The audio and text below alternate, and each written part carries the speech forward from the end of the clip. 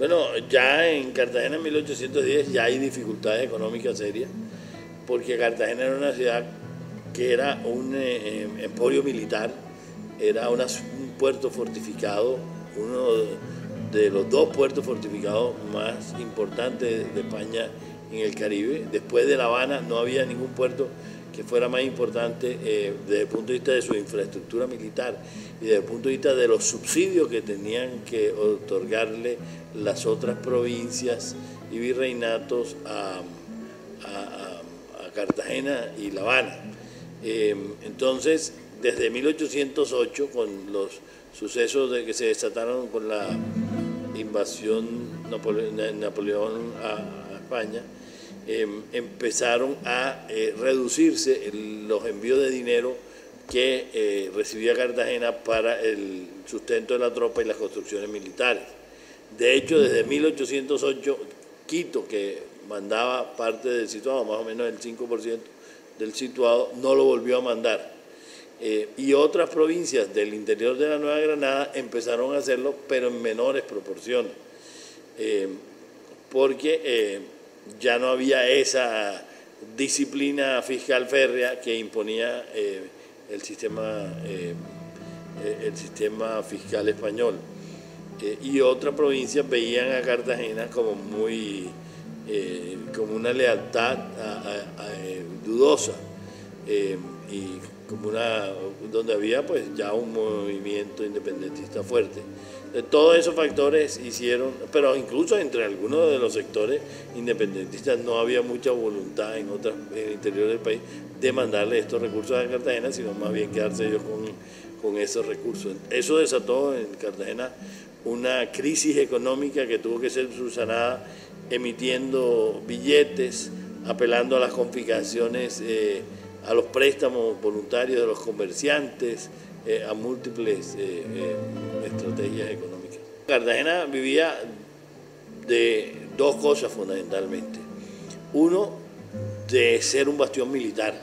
Entonces la tropa que había, digamos, entonces para eso recibía en mínimo unos 600.000 pesos de la época para el sostenimiento de la tropa, pero en ocasiones recibía más recursos para las construcciones militares. Entonces, por ejemplo, y en la segunda mitad del siglo XVIII, o sea, después de 1762, que los ingleses se tomaron La Habana, los españoles empezaron a fortificar aún más a Cartagena, y todos los 50 años de la independencia es cuando más se construyen bastiones, se refuerzan las murallas, se construye, por ejemplo, una obra que para la época fue una mega obra de ingeniería, que fue la escollera entre Tierrabomba y Boca Grande, que eso costó más del 1% del PIB de la época, del Producto Interno Bruto de la época.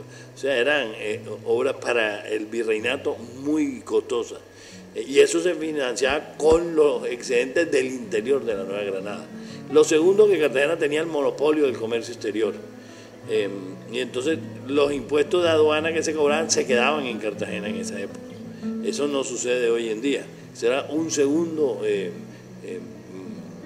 subsidio que recibía Cartagena. Y eso hacía que fuera, desde el punto de vista fiscal, fuera más importante incluso que Santa Fe. Cartagena era la segunda ciudad, pero en términos de riqueza era más importante que el mismo Bogotá. La renta aduana más importante era la de Cartagena, la renta aguardiente más importante era la de Cartagena, porque claro, a pesar de que había un poco menos de población en Cartagena que en Bogotá, en Cartagena había más gente con dinero para gastar en consumo. Entonces gastaban en ron, gastaban en tabaco, gastaban en vivienda, en muchas cosas, y eso generaba a su vez más impuestos. Había mucha vitalidad económica en Cartagena. Los grandes comerciantes eran, los más fuertes era el grupo de Cádiz.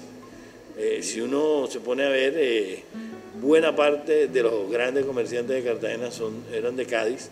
Entre los españoles predominaban los que venían de Cádiz, pero ya algunos incluso de esos tenían su propia familia criolla, y de hecho muchos de los hijos de esos grandes comerciantes fueron algunos de los dirigentes de la independencia.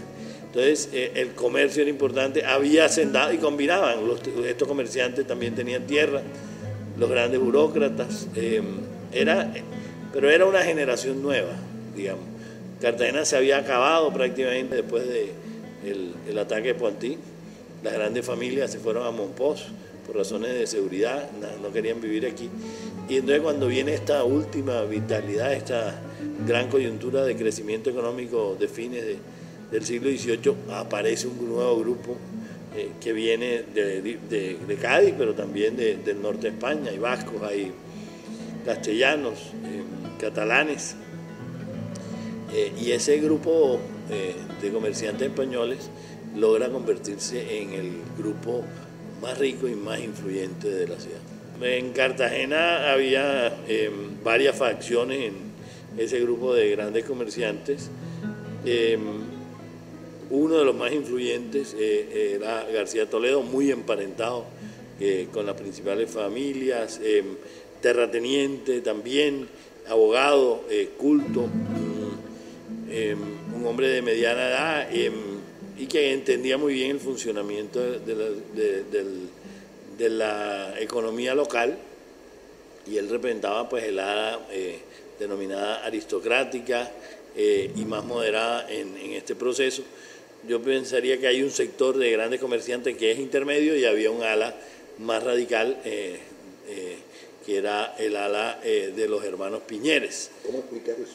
Pues ahí hay múltiples tensiones, hay tensiones que son enfrentamientos entre los Piñeres, que eran momposinos, y hay, yo creo que razones de tipo pues de orígenes, hay razones de tipo de temperamentos, hay razones de tipo ideológico, hay razones pues, de diferentes fricciones que se generaban al interior de este grupo, y ya está el elemento de la incertidumbre enorme.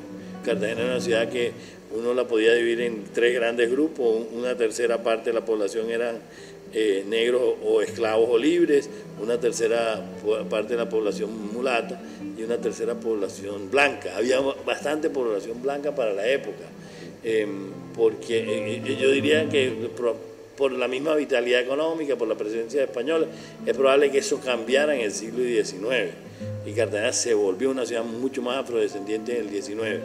Hay un tema que a mí me parece que a veces hay alguna confusión, es que se equipara a blanco con miembros de la élite, y eso no es cierto para la Cartagena de 1810. Digamos, 100 personas eran la élite. Eran los grandes dirigentes de la ciudad, y ahí eso están los comerciantes, los grandes burócratas, los grandes terratenientes. El alto clero. Sí, o sea, en eso está, digamos, la élite. Había sectores intermedios también y había sectores populares.